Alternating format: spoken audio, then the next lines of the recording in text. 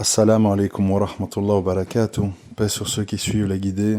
Paix et bénédiction sur le prophète sallallahu alayhi wa sallam, sur ses compagnons, ses amis, sa famille, ainsi que sur tous ceux qui le suivront de bonne foi jusqu'au jour du jugement. Je vais pas être très très long parce que je suis malade depuis une semaine, mais bon, ça va un peu mieux, alhamdoulilah. Et donc, comme vous le savez, après-demain, pour ceux qui écoutent ça ce soir, après-demain, il y aura ce fameux match de demi-finale de Coupe du Monde entre le Maroc et la France. Bon, ça me permet de revenir sur un sujet que j'ai plusieurs fois abordé durant ces 10 dernières années. Évidemment, avec le temps, on peaufine, on essaye d'expliquer de la meilleure des façons pour essayer d'être compris. Donc je vais, Inch'Allah, essayer à nouveau très brièvement. Alors, comme j'essaye de le dire pour plein d'autres sujets, au risque d'être mal compris, puisqu'on m'accuse de ex-colon, raciste, tu te prends pour qui es-tu pour juger, nous sommes nés dans l'islam, c'est pas toi qui vas nous apprendre notre religion, puisque bon, dès qu'on aborde ce sujet, ça tout de suite, les poils s'hérissent et on n'est plus apte à comprendre ce qui est dit, je vais quand même essayer de le redire. Mon constat, c'est que ce qui se passe avec le football n'est pour moi pas du tout le cœur du problème. Ce n'est que le révélateur d'un problème plus profond. Ce problème, quel est-il ? Il est que, avec le temps, avec l'actualité, avec les influences, plein de choses, l'islam, dans les pays où les gens se disent musulmans, est devenu quelque chose qui s'est greffé comme un vernis sur la culture.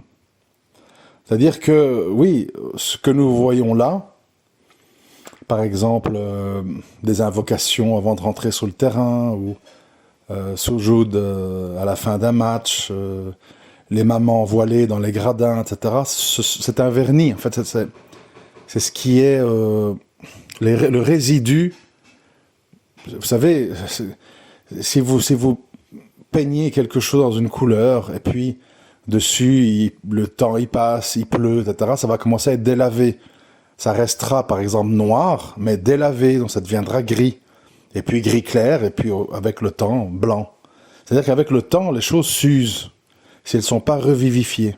Dans tout, notre physique, si on ne le prend pas en main, avec du sport, etc., ça dégringole, quoi. Ça s'affaisse, on prend du poids...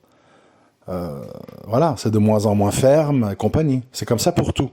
Et pour la religion, c'est la même chose.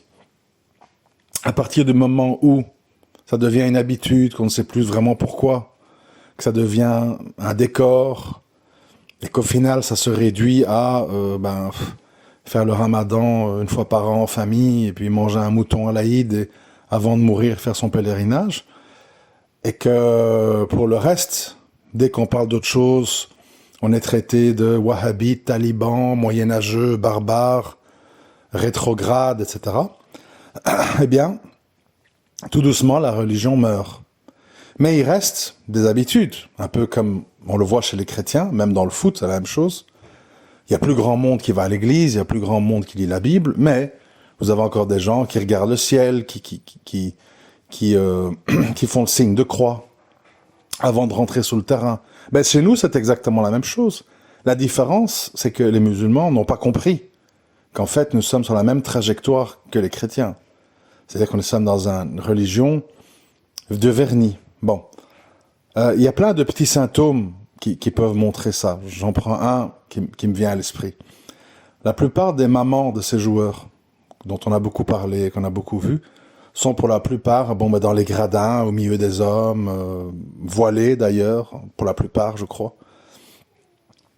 Alors qu'elles sont manifestement âgées. Elles ont toutes 50 ans, 55 ans, c'est-à-dire l'âge de la ménopause, dans lequel le hijab n'est plus vraiment une obligation stricte, mais on voit qu'elles le portent.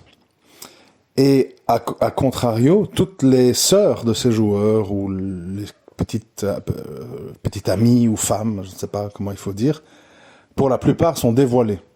Elles sont là, montrent tous leurs atours au milieu des hommes, Enfin, j'ai vu des photos circuler où on voit des joueurs poser avec leurs femmes. Bon, c'est tout l'inverse. Donc on est dans le fameux symptôme de ce que j'ai dénoncé plusieurs fois, qu'on voit ici dans nos rues, donc c'est pas un scoop, hein. C'est-à-dire des mamans ménopausées qui sont très couvertes, avec des grosses vestes quand elles sont turques, ou des grosses tuniques avec des gros voiles serrés, etc., des femmes de 50 ans et plus, et leurs filles à côté d'elles, dans la fleur de l'âge, qui sont en pleine, comment je vais dire, en plein flash d'attirance, qui sont toutes déballées, et la maman qui tient sa fille très fièrement par le bras, qui se balade avec elle dans les rues commerçantes, et qui se dit, ma fille a réussi tout ce que j'ai raté. Je suis analphabète, je suis bloqué à la maison, je suis marié à un homme que j'aime à moitié. Elle est instruite, elle est à l'université, elle prend sa vie en main, elle gagne son argent, elle va choisir son mari, etc. Donc, on est, de nouveau, moi ce que j'ai envie de vous dire, c'est que nous sommes au milieu d'un grand malentendu,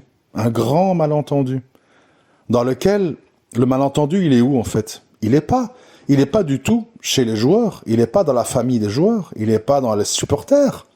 C'est pas eux le problème. Eux, ils sont en phase. Parce qu'eux, ils te disent quoi? Moi, ce qui compte, c'est le Maghreb, Marocco avant tout. Ouais, la religion, ben oui, ben on est musulmans, qu'est-ce qu'il y a? Voilà, bon, eux, on les connaît, je veux dire, c'est rien de nouveau, hein. C'est la même chose avec la Palestine, c'est toujours la même histoire qui revient sans arrêt. Nous, on voit bien, nous, on le voit parce que nous sommes religieux. Mais eux, ils ne le voient pas, pour eux, c'est normal. Houria, Palestine libre, démocratique, ouvrez des casinos, machin, méchant Israël. On connaît la chanson, c'est rien de nouveau, quoi. Le problème, c'est nous. Nous continuons à ne pas comprendre, enfin, quand je dis nous, la plupart, hein, nous continuons à ne pas comprendre que les populations dites musulmanes sont, dans leur écrasante majorité, des résidus de la civilisation islamique. Et qu'aujourd'hui, ce qui a pris le dessus, c'est Amazigh, Berbère, Kabyle, Arabe, Maghrébi, etc., la fierté arabe, nous existons, etc. C'est ça qui compte. Dans tous ces défilés dans les rues ou dans le stade, voyez-vous un seul drapeau avec la shahada? Non. On a honte de ce drapeau. C'est le drapeau des wahhabites, c'est le drapeau des extrémistes. Notre drapeau, nous, c'est l'étoile satanique verte sur fond rouge. Ça, c'est l'étoile, le drapeau dont nous sommes fiers. C'est tout, les gens sont clairs. Mais qui n'a pas compris, c'est nous. Ils te montrent. Ils te montrent. Un truc, Archouma, ma sœur, ma mère, la regarde pas, hein, attention, hein. Fais pas de photos de mes sœurs et de ma mère, hein. Tu les exposes, je t'explose la tronche. Salopard de blanc qui veut humilier nos femmes. Mais moi, je vais traîner ma mère et mes sœurs et ma femme dans un stade de foot avec des milliers de gens et des centaines de caméras pour les montrer au monde entier, en petite tenue, occupés à se secouer avec les seins qui ballottent dans les t-shirts au son des tam-tams. Ça, je peux faire, moi. C'est une maladie mentale auquel on a affaire, vous comprenez? C'est une maladie mentale à grande échelle. Et comme c'est à grande échelle, tout le monde trouve ça normal. Parce qu'on appelle une chose maladie quand tu es minoritaire. Quand la majorité des gens le sont, ben on dit c'est normal. C'est un peu comme les histoires de LGBTQ, machin. Ben, maintenant, tout le monde parle de ça très sérieusement. Pourquoi? Parce qu'on a décidé que ces gens ultra minoritaires, dans lesquels, je précise, parce que parfois vous n'êtes pas au courant, vous avez beaucoup de gens de la communauté homosexuelle qui se désolidarisent complètement de ces trucs-là. Ils disent, laissez-nous vivre nos histoires en privé. On en a marre de toujours devoir s'afficher avec des drapeaux arc-en-ciel et souscrire à la cause de tout le monde, les travestis, les transgenres, les gens qui se sentent un homme le lundi et une femme le mardi. Nous, on n'a rien à voir avec tout ça. Faut pas croire qu'il y a l'unanimité derrière ce cirque. Hein, voilà. Mais donc, pour revenir au sujet, on est simplement affaire à une grande schizophrénie. Et on le voit, rappelez-vous, il y a quelques mois, j'avais fait dans la rue, parce que je me baladais, je voyais mon téléphone, et puis j'avais fait des photos. J'avais fait des photos de l'une ou l'autre personne, de dos, très loin, qui en aucune façon on pouvait reconnaître la personne. Et ça m'a valu quasiment des menaces de mort sur Twitter. Tu humilies nos sœurs, enfin un truc de fou. Puis, quand ces mêmes femmes-là On les retrouve dans les stades, dévoilés, occupés à sauter, à rigoler, à sauter au coude d'hommes. Enfin, moi, j'ai vu une vidéo où un supporter anglais qui s'était mis au milieu des Marocains pour sa chaîne YouTube où il a 1 million d'abonnés. Il était là occupé à supporter le Maroc. Mais quand le Maroc a gagné, il y a 2-3 femmes qui l'ont sauté au cou, qui l'ont embrassé. Enfin, c'est banal, quoi. C'est assez banal. Sauf pour ceux qui n'ont pas compris dans quoi on est, en fait. On est simplement dans... Voilà. Bon, enfin, je ne vais pas répéter. Alors, deuxième chose que je voulais dire, pour essayer d'avancer le pas, j'ai vu une vidéo dans laquelle on voit que dans les rues de Yémen, d'Irak et d'ailleurs, on fait des klaxons, on est fiers de la victoire du Maroc. Hein, et que tout le monde est là, voilà, nous existons, on a crevé le plafond de verre des quarts de finale, nous sommes en demi-finale. Bon, enfin bref, les détails ne sont pas importants. Moi, ce qui m'intéresse, c'est le sens. Qu'est-ce que ça veut dire? Je vais vous dire ce que ça veut dire. Très simple. Ce que Allah pense de nous, ça nous importe peu. Pour nous, ce qui compte, c'est notre culture, nos habitudes. Si Allah il est d'accord ou pas, bon. Si tu m'en parles trop, je vais t'accuser d'être un takfiri wahhabite, donc ça ne m'intéresse pas. D'accord. Par contre, ce que la matrice organisatrice de la Coupe du Monde, je le rappelle, qui organise? La FIFA. Qui vend les droits publicitaires et télévisés? La FIFA. Qui fixe les règles du jeu? La FIFA. Qui nomme les arbitres? La FIFA. Qui dit ce qui est acceptable ou inacceptable? La FIFA. Donc, aujourd'hui, le critère pour se sentir vivant et reconnu, pour se sentir respecté et honoré, ce n'est pas que Allah soit avec nous. C'est, est-ce que la communauté internationale, est-ce que la matrice nous valide? Est-ce qu'elle sait qu'on existe? Si nous pouvons trouver 11 moudjahidines du ballon, mettre des goals et empêcher que les autres les mettent, ça sera notre grande victoire pour faire rayonner, je ne vais même pas dire l'islam, parce que ça c'est certainement pas ça qui les motive, rayonner notre pays, notre culture, montrer qu'on existe, etc., etc. Donc ça, en fait, c'est le révélateur de quelque chose qui est beaucoup plus profond, qui est que le monde arabe, le Maghreb, etc., et sont en demande de reconnaissance internationale. Veulent montrer, nous sommes dans la matrice, nous sommes dans le grand fonctionnement, nous existons, nous voulons être respectés. Nous aussi, on est capable d'être professionnels et d'avoir un entraîneur marocain qui entraîne des Marocains, bon, qui sont pour la plupart nés en France ou qui jouent au foot en France, mais bon, bref, ça on va pas trop en parler. Et ça nous rend tout heureux, en fait, de voir que le monde, Dunya, sait qu'on existe en tant que pays. Nos valeurs, notre religion, etc., n'en parlons pas trop, justement. Ça risquerait de casser l'ambiance. Et voilà, c'est tout. Ce qu'on voit là, ce n'est que le constat. Alors les gens vont me dire, ouais, tu sais pas te détendre, tu sais pas rire, tout le temps strict. Pas du tout. Pas du tout. Moi, je regarde le foot. Moi, je vois le foot, un match ou l'autre. Je verrai certainement le match Maroc.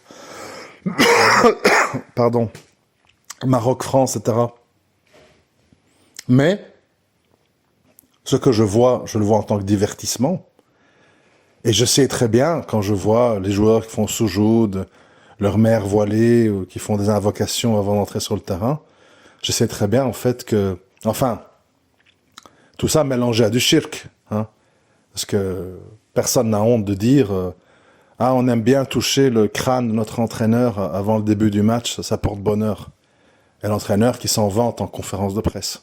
Bon, ça évidemment pas grave, mais non, c'est comme Barthès, c'est pour rire, enfin voilà. D'accord, rions, si vous voulez que je dise. Donc moi en fait, qu'est-ce que je vois? Je vois pas des musulmans qui jouent contre des trucs, tout est mélangé. Dans l'équipe de France, ça aussi, ça me fait bien rire, en fait. T'as tous des joueurs de Guinée-Bissau, de Sénégal, du Mali, Mbappé, moitié algérien, moitié congolais. Bon, on leur donne un passeport français. Enfin, voilà, c'est la France, ok. Je veux dire, à un moment donné, tout ça, ça devient un peu grotesque, en fait. Hein. C'est des passeports. La plupart des joueurs marocains sont français, mais ils jouent pour le Maroc. Enfin, tout ça peut dire grand-chose. Hein. Comme je vous l'ai dit, on est dans un monde de papier et de visa. Et les origines, ben, la plupart des gens qui sont là sur le terrain, ben, c'est soit des latino-américains, soit des africains. Et puis voilà, quoi. C'est tout. Les Croates faisant un peu l'image de dernier des Mohicans, à être comme ça dans une espèce de représentation fidèle de leur nation, avec tous les joueurs qui ont leur nom qui termine en itch. Mais pour le reste, voilà. Là, le match France-Maroc, c'est un match entre Africains, en fait. Qui a un passeport français, qui a un passeport marocain, c'est tout. Donc, moi, je le vois qu'en tant que divertissement, et j'ai très très bien compris que Allah Azawajal, il n'a rien à voir là-dedans. Il est mêlé à toute une série de concepts qui sont plus proches du veau d'or et du shirk qu'autre chose. Et que, voilà, c'est juste le révélateur de notre situation.